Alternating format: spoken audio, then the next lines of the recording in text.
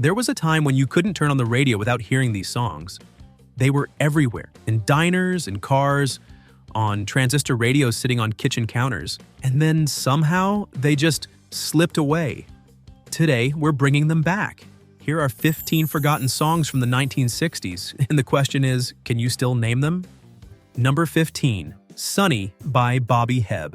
Thank you for the sunshine bouquet.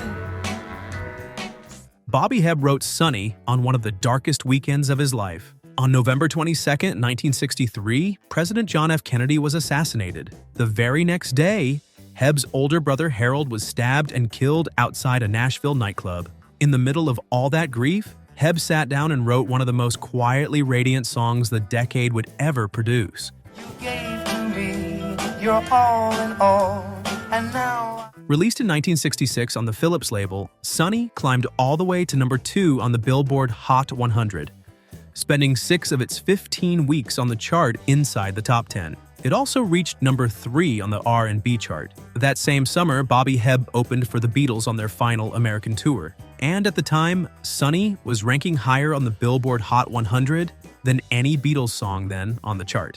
Thank you for the facts from A to Z. BMI would later rank it number 25 on its list of the top 100 songs of the century. And by the time of Hebb's death in 2010, it had been covered more than 500 times by artists across every genre imaginable. For a song born out of tragedy, it carries a warmth that still feels almost impossible to explain. Thank you for that gleam that flows with grace. Number 14. Nah Nah Hey Hey, Kiss Him Goodbye by Steam.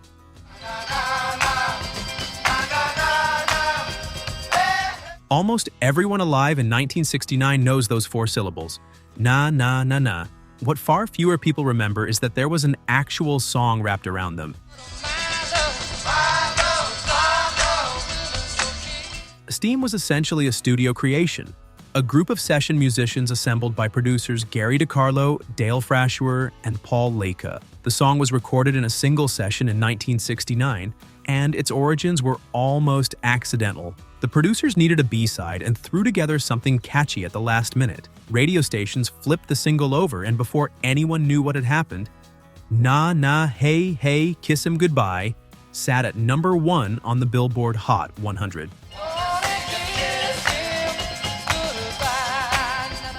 Steam never had another hit. The band barely existed in any real sense. But that chorus, that relentless, crowd-ready chant, took on a life entirely its own. It became a fixture at sporting events across America and around the world, long after the song itself had faded from anyone's memory. The hook outlived everything else.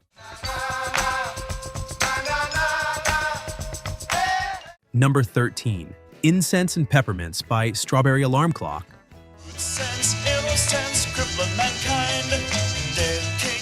Strawberry Alarm Clock was a garage rock band out of Los Angeles, and in 1967 they stumbled into one of the most unusual chart toppers of the entire decade.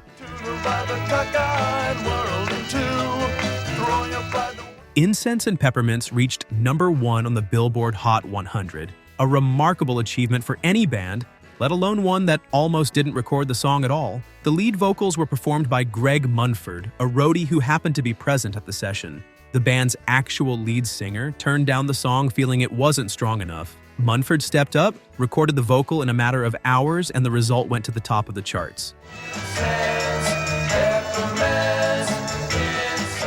The song became a defining piece of 1967's psychedelic sound. Swirling, colorful, and built for a summer that felt like nothing before it. But Strawberry Alarm Clock never matched that success again, and the song drifted from mainstream awareness even as the era it perfectly captured remained iconic.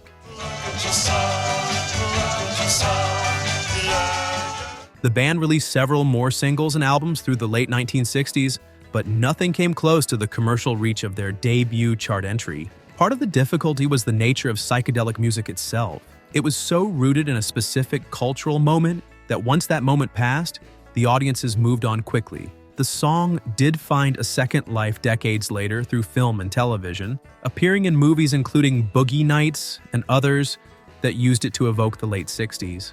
but for most listeners, the band's name has long since detached from the song, which is itself a kind of forgetting. The music survives while the people who made it disappear into the background.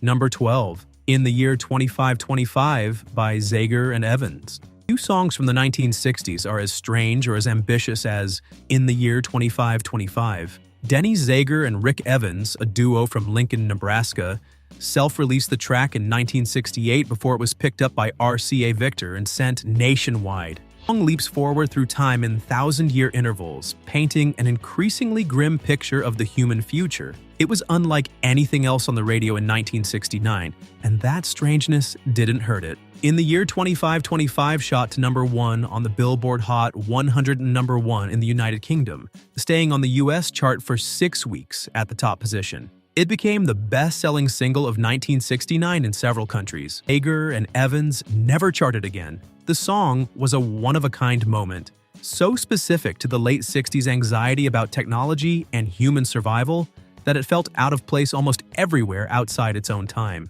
It's a song people remember vaguely, if at all, but when you hear it again, the feeling it carries comes back immediately. In the year 2525. Yep. Number 11, Sugar Shack by Jimmy Gilmer and the Fireballs. Everybody calls it the Sugar Shack. Long before the British invasion reshaped American pop, there was a run of early 60s hits that felt like pure, uncomplicated joy. Sugar Shack by Jimmy Gilmer and the Fireballs was one of the biggest of them all. Get to that Sugar Shack. Whoa, baby, do that. Released in 1963, the song spent 5 consecutive weeks at number 1 on the Billboard Hot 100, making it the best-selling single of that entire year, outselling everything else released in 1963. The song had an easy, sun-warmed quality, built around a simple melody and a story about a young man and a girl at a local coffee house. It was the sound of teenage America before everything changed. Sugar Shack. Whoa, baby, do that Sugar Shack. But when the Beatles landed in early 1964 and the pop landscape shifted overnight, songs like this one were swept aside almost completely. Jimmy Gilmer and the Fireballs largely disappeared from radio playlists and eventually from memory, even though at the height of their success they had been bigger than nearly anyone else on the charts. Sugar Shack. Just me and her, yes, we're gonna go back. Number 10, Psychotic Reaction by Count 5. Can't get your love, I can't get affection. Count 5 formed in San Jose, California in 1964, and by 1966, they had released a single that became one of the most feverish and propulsive garage rock recordings the decade produced. Psychotic Reaction was built around a frenetic guitar riff heavily influenced by the Yardbirds, and it drove itself forward with a raw, barely controlled energy that made it stand apart from the polished pop surrounding it. The track climbed to number 5 on the Billboard Hot 100 in 1966, a remarkable showing for a regional garage band with no major label infrastructure behind them. I feel so lonely night and day. The song's influence on what would eventually become punk rock is well documented by music historians, but Count 5 had no major follow-up hit, and the band faded from the charts quickly. Psychotic Reaction remains their one monument, a 2.5-minute burst of guitar-driven noise that still sounds like a fire that hasn't quite been put out. I can't get your love, I must stay away. The band were all high school students when they formed, and they recorded Psychotic Reaction while still teenagers. That youth and rawness is audible in the recording. There's a nervousness to it, an almost uncontrolled energy that more polished acts couldn't have manufactured if they tried. The song sold over 1 million copies in 1966, which in the context of a regional garage band with no major tour support and no established fan base, was an extraordinary outcome. Count 5 were from San Jose, not the media centers of Los Angeles or New York, and the song reached the charts with almost no industry machinery behind it. That independence is part of why it matters and part of why it got left behind so quickly once the moment passed. Can't get your love, I can't get affection. Number 9, Everybody's Talkin' by Harry Nilsson.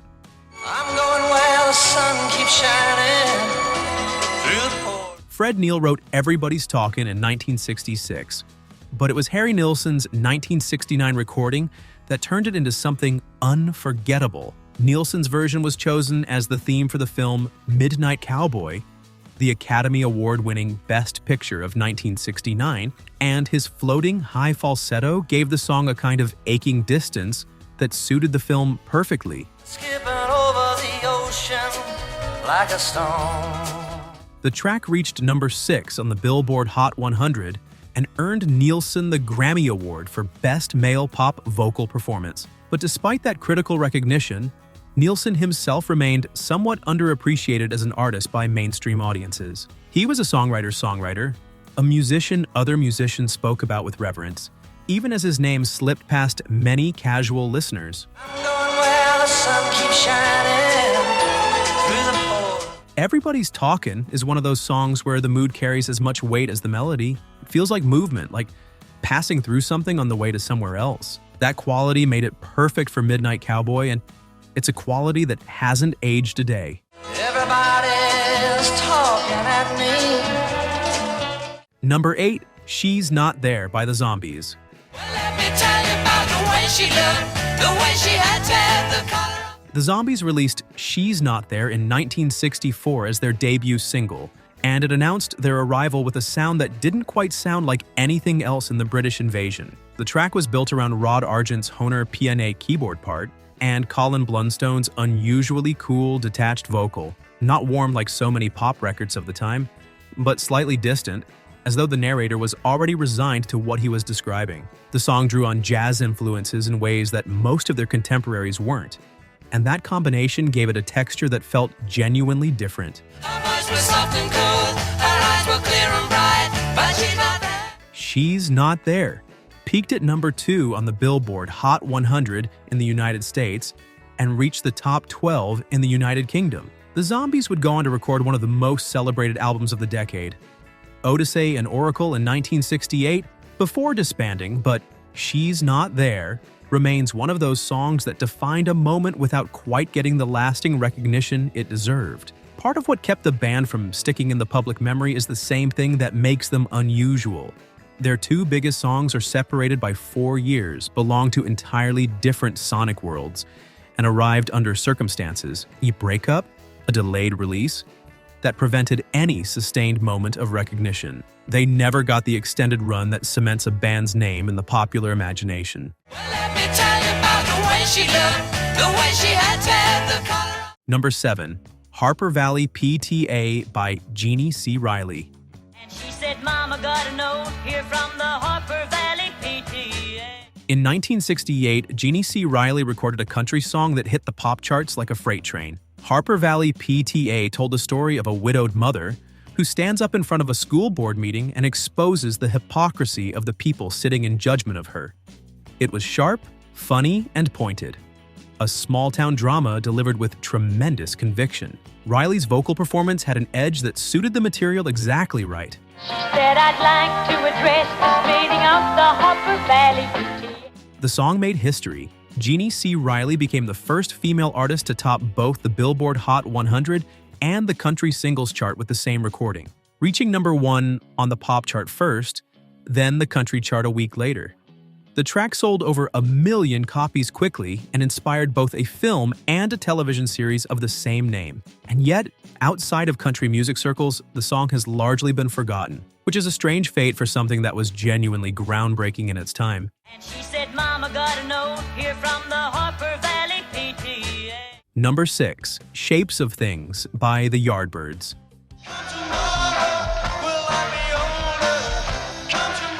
The Yardbirds ran through a remarkable sequence of lead guitarists during their career. Eric Clapton, Jeff Beck, and Jimmy Page all passed through the band. Shapes of Things, released in 1966 during Jeff Beck's tenure, stands as one of their most forward-looking recordings. The track reached number 3 in the United Kingdom and number 11 on the Billboard Hot 100 in the United States. But more than its chart performance, it mattered because of what it pointed toward. The song used fuzz guitar and distortion in ways that anticipated the heavier rock sounds that would emerge later in the decade and into the 1970s. It was a garage rock record with philosophical ambitions, built around guitar work that sounded like it was being pushed past its own breaking point. The Yardbirds broke up in 1968, and many of their recordings became overshadowed by the later careers of the musicians who passed through them. Shapes of Things is a prime example, a song more influential than its current visibility suggests. Jeff Beck, who played on the recording, would go on to become one of the most admired guitarists in rock history, but listeners drawn to his solo work rarely trace their way back to this earlier chapter. The same is true for Jimmy Page, who briefly played alongside Beck in the Yardbirds' final lineup before forming Led Zeppelin. The band essentially became a footnote to the careers of more famous alumni, which is an unusual fate for a group that, at their peak, were as important as any British invasion act on the circuit. Shapes of Things deserves to be heard as a record in its own right, rather than simply as an early stop on the road to somewhere more famous. Number 5. I'm Your Puppet by James and Bobby Purify.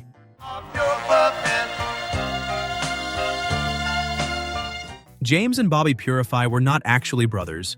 James Purify was cousins with Robert Lee Dickey, who performed as Bobby Purify, but their voices blended together as though they'd been singing side by side their whole lives. I'm Your Puppet was released in 1966 and became a genuine soul hit, climbing to number 6 on the Billboard Hot 100 and number 5 on the R&B chart. The song was written by Dan Penn and Spooner Oldham, two of the most prolific songwriters working out of Muscle Shoals and Nashville during that period. Penn and Oldham had a gift for finding the emotional center of a simple premise and making it feel inevitable. And I'm Your Puppet is perhaps the clearest example of that gift.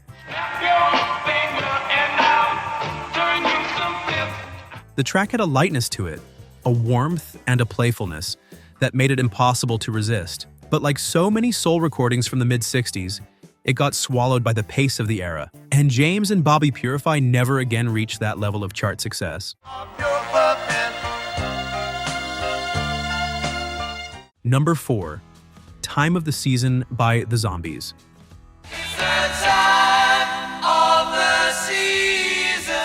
The Zombies appear twice on this list because they made 2 recordings separated by 4 years that both deserve to be remembered. Time of the Season was recorded in 1967 for the album Odyssey and Oracle, but it wasn't released as a single until 1968, by which point the band had already broken up. The song reached number 3 on the Billboard Hot 100 in 1969. After the Zombies had ceased to exist as a functioning group, it was, in effect, a posthumous hit. The track is built around Colin Blunstone's breathy vocal and Rod Argent's organ, the same musician, the same instrument, 4 years later, and much more confident. The production is sparse and hypnotic in a way that makes it feel both very much of its time and strangely timeless. It's the kind of song that younger generations keep rediscovering, usually through films and television, always slightly surprised that more people don't know who made it. Number 3. Itchycoo Park by Small Faces.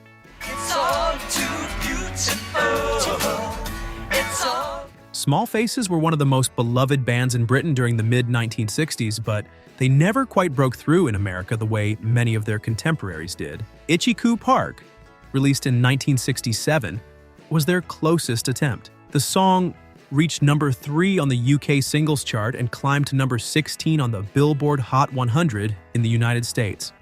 Their best American performance. Musically, it made history as one of the first commercially released recordings to prominently feature phasing effects, a studio technique that created a swirling, disorienting quality in the sound. The band and engineer Glyn Johns used the effect across the entire track, giving it an otherworldly texture that was genuinely new at the time. Small Faces were a band operating at full creative power when they made Itchycoo Park, but Marriott left the group in 1969 to form Humble Pie, and the band's momentum was broken. The song stands now as a perfect artifact of British psychedelia, inventive, warm, and almost entirely absent from contemporary memory. Number 2. This Diamond Ring by Gary Lewis and the Playboys.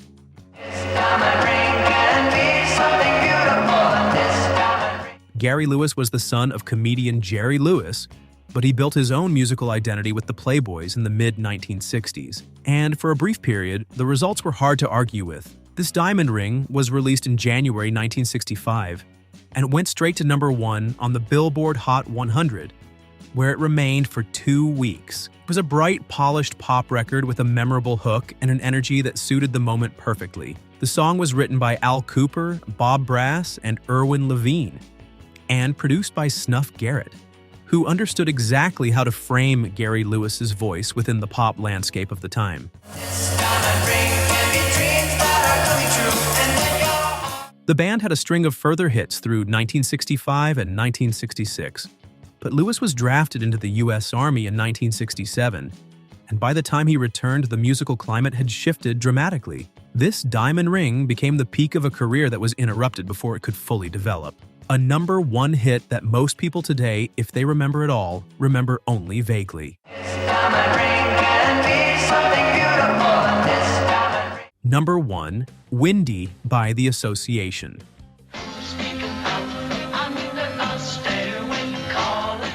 The Association were one of the more sophisticated pop groups of the late 1960s, a 6-piece California band with an emphasis on vocal harmonies and careful production that set them apart from the rougher garage sounds of the period. Windy was released in the summer of 1967 and reached #1 on the Billboard Hot 100, where it stayed for 4 weeks. The song was written by Ruth Ann Friedman, who sold it to the band for a flat fee and received no royalties from its enormous commercial success, a fact that stands as one of the more unfortunate footnotes in the song's history.